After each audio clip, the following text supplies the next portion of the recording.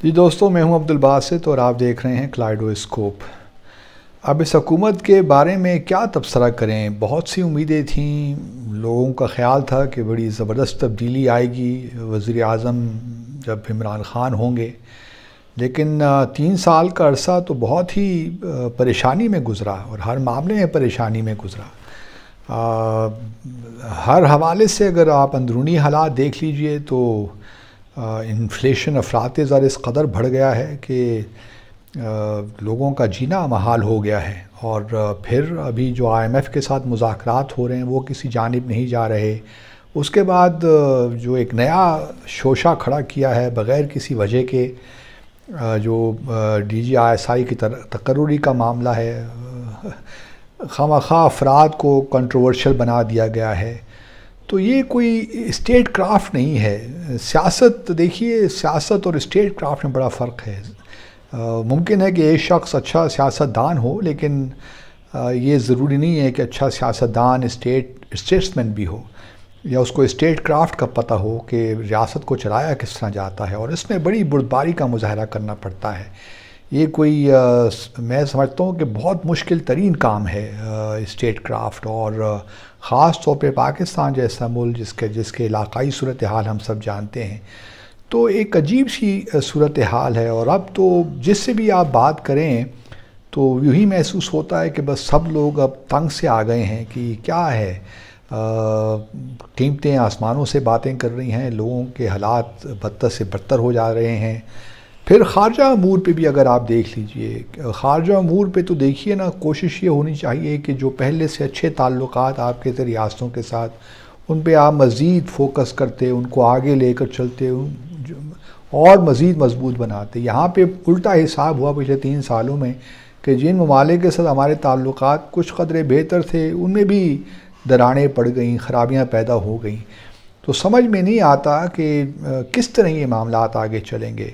या तो किसी ख़ास एक, मैं कॉन्स्पिरेसी थीरीज़ के तो इतने हक़ में नहीं हूँ, अक्सर लोग उसका ज़िक्र करते हैं, लेकिन न जाने क्या ये मामलात हैं। मैं एक्चुअली शुरू दिन से यही कह रहा हूँ जब से ये हुकूमत बनी है कि जो प्राइम मिनिस्टर का इन्हिसार है नॉन इलेक्टेड लोगों पे, ये एक ठीक बात नहीं है। और फिर प्राइम मिनिस्टर ने कभी पार्लियामेंट को वक़्त दी ही नहीं। अभी भी उनका रिकॉर्ड जो है 5% या 6% उन्होंने मीटिंग्स अटेंड की हैं। फिर मुआवजा शुरू कर देते हैं पिछली हुकूमतों का।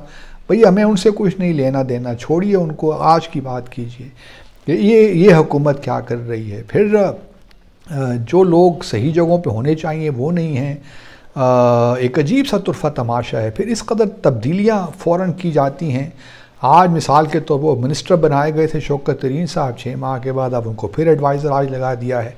यार ये पहले से क्यों नहीं कर लेते? आपको मालूम होना चाहिए कि आप क्या कर रहे हैं। अगर आपने उनको वज़ीर लगाया है तो फिर आप मुशीर कैसे बन गए?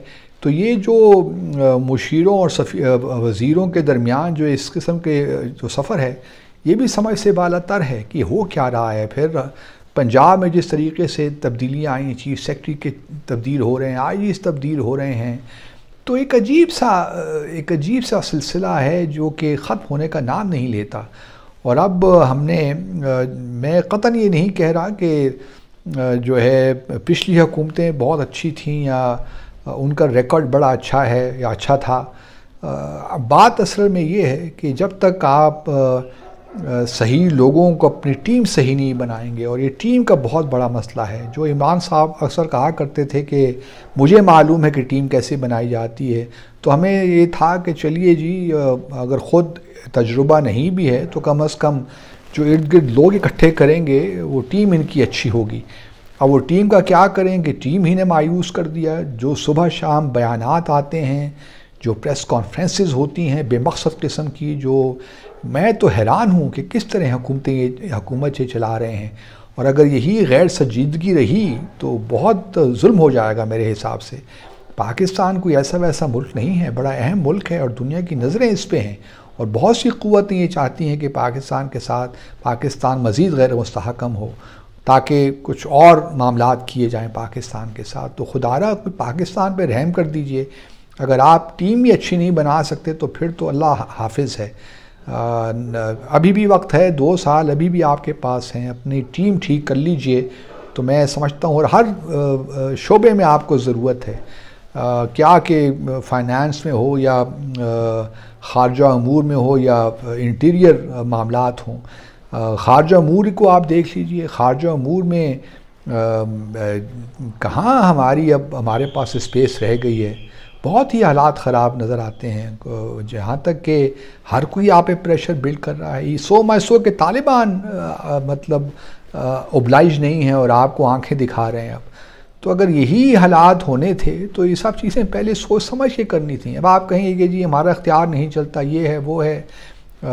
जिस किस्म के इंटरव्यूज़ दिए जाते हैं, हर इंटरव्यू में कोई ना कोई कंट्रोवर्सी पैदा हो जाती है, हर स्टेटमेंट में कोई ना कोई कंट्रोवर्सी पैदा हो जाती है। क्या ये स्टेट क्राफ्ट है?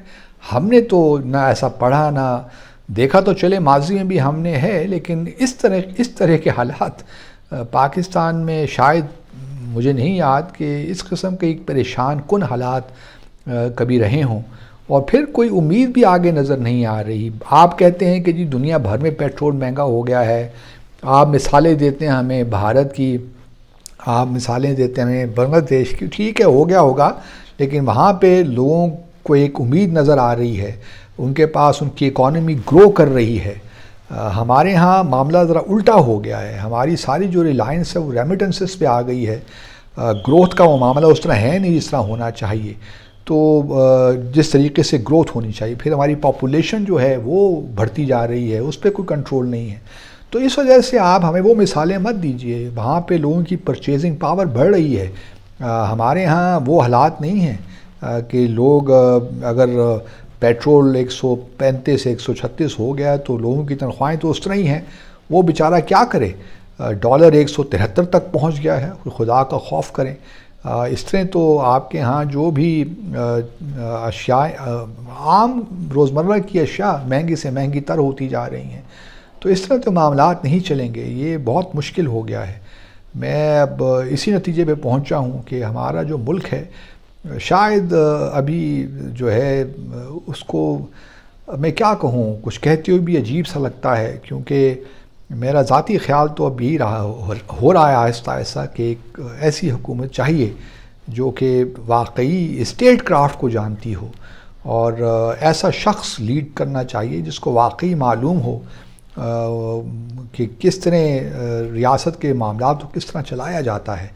और ये बड़ा पेचीदा मुश्किल प्रोफेशन है, या ये एक ऐसी चीज़ है जो कि बाज़ औक़ात अल्लाह ताला बदियत भी कर देता है, अल्लाह ताला इनायतें भी कर देता है, लेकिन बाज़ लोग होते हैं जिनको अल्लाह ताला ने ख़ास सलाहियतें दे रखी होती हैं, और तो उन लोगों से फ़ायदा उठाना चाहिए। ये अब मामलात इस तरह चल नहीं सकते, और ये जो है अगर चलते भी रहें 2 साल और गुज़र तो जाएंगे, लेकिन जिस तरीके से पाकिस्तान चल रहा है ये देख कर दुख ही होता है।